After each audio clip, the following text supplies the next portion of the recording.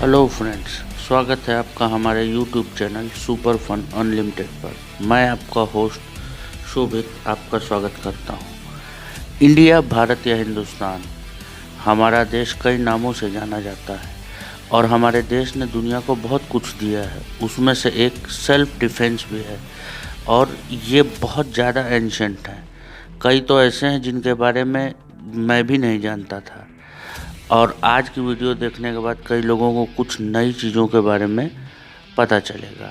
Video शुरू करने से पहले मैं एक बार आपको याद दिला दूं कि आप हमारे चैनल को सब्सक्राइब करना बिल्कुल न भूलें, क्योंकि अभी भी 49% लोग वीडियो देखने के बाद हमारे चैनल को सब्सक्राइब करना भूल जा रहे हैं। इसलिए अपनी दया बनाए रखें और हमारे चैनल को सब्सक्राइब ज़रूर कर लें और वो बेल आइकन भी दबा दें, जिससे आपको हमारे आने वाली हर वीडियो का नोटिफिकेशन भी तुरंत मिल जाए। तो आइए चलिए शुरू करते हैं। सबसे पहले बात करते हैं परीखंड के बारे में। परीखंड वो मार्शल आर्ट है जो बिहार से शुरू हुई और बिहार से ही पूरे भारत देश में डिस्ट्रीब्यूट हुई। परी का अर्थ होता है ढाल और खंड का अर्थ होता है तलवार। इसका मतलब है इसमें तलवार और ढाल दोनों का मिक्स यूज़ सिखाया जाता है और इसी के थ्रू आपको डिफरेंट टाइप की सेल्फ डिफेंस टेक्निक सिखाई जाती है। ये आज के समय छाऊ डांस बिहार में इसका यूज़ होता है। मुष्टि युद्ध, इसके बारे में जान के आपको हैरानी होगी क्योंकि मुझे भी हुई थी। इसकी शुरुआत वाराणसी यानी आज के बनारस से मानी जाती है। इसमें किकिंग, पंचिंग, नी, एल्बो स्ट्राइक के बारे में सिखाया जाता है। ये एक अनआर्म आर्ट फॉर्म है।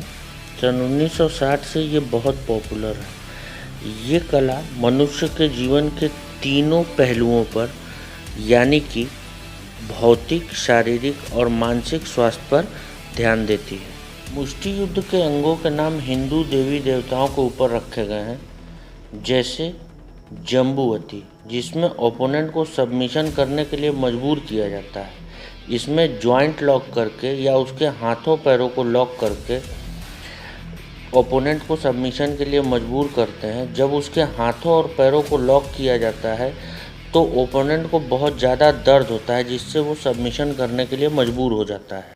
मुष्टि युद्ध की दूसरी कला है हनुमंती। इसमें सीखने वाले को टेक्निकल सुपीरियरिटी सिखाई जाती है।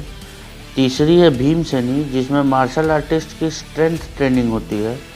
और चौथी है जरासंधी, जिसमें ओपोनेंट के लिम्ब और जॉइंट ब्रेकिंग सिखाई जाती है। मुष्टि युद्ध के बाद आती है कुट्टू वरसाई। इसका ओरिजिनेशन साउथ इंडिया माना जाता है, जहाँ से ये श्रीलंका और मलेशिया तक पहुँची।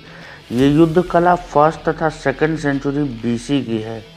कुट्टू वरसाई का मतलब है बिना अस्त्र शस्त्र का युद्ध या बिना अस्त्र शस्त्र की युद्ध कला। ये द्रविड़ों की युद्ध कला है जो बिना शस्त्रों के लड़ी जाती थी, जिसमें मार्शल आर्टिस्ट की एथलेटिक्स और फुटवर्क को योग और ब्रीथिंग एक्सरसाइजेज के थ्रू बढ़ाया जाता था। अगली मार्शल आर्ट फॉर्म है इनबुन रेसलिंग। इसका ओरिजिनेशन मिजोरम में माना जाता है। इस गेम के स्ट्रिक्ट रूल्स हैं, जिन स्ट्रिक्ट रूल्स को फॉलो करना होता है। इसमें प्लेयर्स के चारों तरफ एक सर्किल होता है। कोई भी प्लेयर उस सर्किल को पार नहीं कर सकता। प्लस आप इसमें किकिंग नहीं कर सकते, आप अपनी नी बेंड नहीं कर सकते। आप इसमें अपने ओपोनेंट के बेल्ट को पकड़ सकते हैं। जब इस मार्शल आर्ट की शुरुआत हुई उस समय आज का म्यांमार, जिसका पुराना नाम बर्मा था, वो इंडिया का ही एक हिस्सा हुआ करता था। मिजोरम से ये कला बर्मा तक पहुंची और बर्मा से धीरे धीरे यही कला शुद्ध होते हुए जापान तक गई। जापान में जिसे आज हम सुमो रेसलिंग के नाम से जानते हैं। इनबुन रेसलिंग के बाद आती है लाठी। लाठी चलाने की कला बहुत ही पुरानी है और इसकी प्रैक्टिस मेनली पंजाब, यूपी और बिहार, बंगाल में होती है। लाठी एक सॉलिड बांस होती है, कभी कभी इसमें लोहा लगा होता है। ये काफ़ी खतरनाक है क्योंकि ये लाठी रखने वाले की स्ट्राइक अप्रोच को बढ़ा देती है। प्लस एक घूमता हुआ प्रोजेक्टाइल जिसमें भरपूर फोर्स लगी हो अगर आपको आके लगे तो ये आपकी हड्डियां भी तोड़ सकती है। लाठी देखने में बहुत हार्मफुल नहीं लगती, बट ये आपकी जान ले भी सकती है। अगली युद्ध कला है कुश्ती। ये प्रारंभिक कुश्ती का ही एक रूप है। इसको मल्ल युद्ध की तरह ही लड़ा जाता है। किसी समय में भारतीय युद्ध कला में इसका एक विशेष स्थान था। आज के समय में इसका प्रचलन बड़ा ही सीमित हो गया है, परंतु ओलंपिक्स जैसे खेलों में इसकी भागीदारी होने के कारण आज के समय में इसके काफ़ी खिलाड़ी भी मिल जाते हैं। मर्दानी खेल। इस युद्ध कला की शुरुआत महाराष्ट्र में हुई। ये युद्ध कला वहाँ की फिजिकल कंडीशन के हिसाब से बनी है। ड्यूरिंग मराठा पीरियड कोल्हापुर मराठाओं का केंद्र हुआ करता था और वहाँ इसके ट्रेनिंग सेंटर चलते थे, जहाँ वृद्ध लोग इसकी ट्रेनिंग देते थे।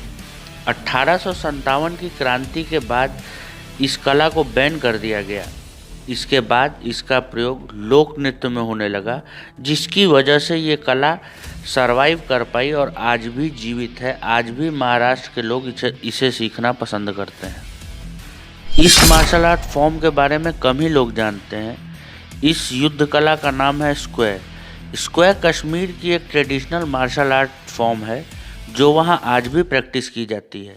इस कला में एक तरफ धार की कर्व्ड तलवार का यूज होता है और इसकी ऑफिशियल ड्रेस ब्लू है।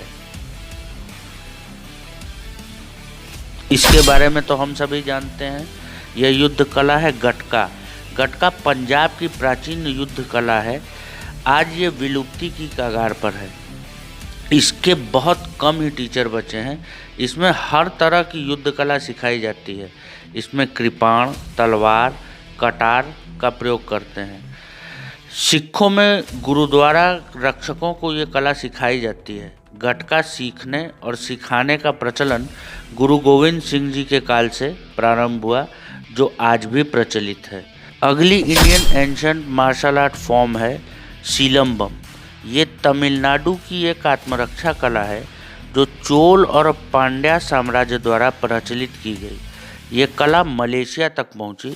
इस कला में लाठी, तलवार और ढाल का प्रयोग होता है।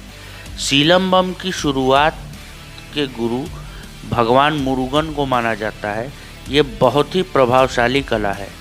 इसमें foot movement, chopping and cutting का विशेष महत्व है। इस कला में अलग अलग फोर्सेस का प्रयोग अलग अलग बॉडी पार्ट्स पर करना सिखाते हैं और snake style, monkey style, eagle style का सबसे पहले इसी कला में यूज़ हुआ।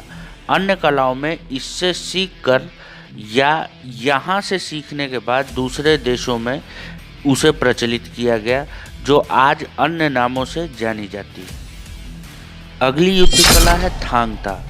मणिपुर के मैथाई लोगों द्वारा अपनी सुरक्षा के लिए प्रयोग में लाई जाने वाली कला का नाम है थांग ता। इसमें भाले और तलवार का प्रयोग होता है। थांग का मतलब तलवार से है। मणिपुर के लोगों द्वारा इसका प्रयोग अंग्रेज़ों पर कई बार किया गया, इसलिए आज़ादी से पहले अंग्रेज़ों ने नाराज होकर इस कला को बैन कर दिया था। अगली युद्ध कला है कलरीपट्टू। कलरीपट्टू के बारे में तो आप सभी जानते होंगे और फिल्मों के थ्रू भी इस मार्शल आर्ट फॉर्म के बारे में कुछ न कुछ आपकी जानकारी में होगा ही। ये दुनिया की सबसे पुरानी मार्शल आर्ट फॉर्म है और इसे भगवान परशुराम से जोड़ के देखा जाता है। इसके प्रथम गुरु भगवान परशुराम थे। भारत की सबसे पुरानी तथा विश्व की सबसे पुरानी युद्ध कलाओं की माँ कलरी कहलाती है। लीथल अटैक के साथ साथ फर्जाइल मूवमेंट, वीक पॉइंट्स पर हिट करना इसकी मुख्य विशेषता है। मेनली ये एक युद्ध कला है जिसमें सेल्फ डिफेंस सिखाते हैं। इसमें मर्म केंद्रों के बारे में भी सिखाते हैं जो शरीर में होते हैं और यहीं से मर्म चिकित्सा की शुरुआत हुई, जिसे आज हम एक्यूप्रेशर या एक्यूपंक्चर के नाम से जानते हैं। इसमें हर तरह के हथियारों के प्रयोग के साथ साथ सेल्फ डिफेंस सिखाते हैं। इस कला में मालिश का अपना ही एक स्थान है। इसी से अन्य कलाओं का जन्म हुआ है और इसी से कुंफू और अन्य कलाएं जो पूरे विश्व में फैली उनका भी जन्म हुआ है। इसीलिए इसे सभी कलाओं की माता कहा जाता है। तो आज के लिए बस इतना ही दोस्तों, अभी चलता हूँ, फिर मिलता हूँ अगली वीडियो के साथ। आपको ये वीडियो कैसी लगी अपने कमेंट्स के थ्रू बताना बिल्कुल न भूलिएगा, और मुझे ये भी बताइएगा कि अगली वीडियो किस टॉपिक पे बनानी चाहिए। मेरे चैनल को लाइक सब्सक्राइब करना बिल्कुल न भूलें और अपने दोस्तों के साथ शेयर भी करें। तो लाइक और शेयर ठोक दीजिए, महाकाल का दबा के लाइक और शेयर ठोक दीजिए।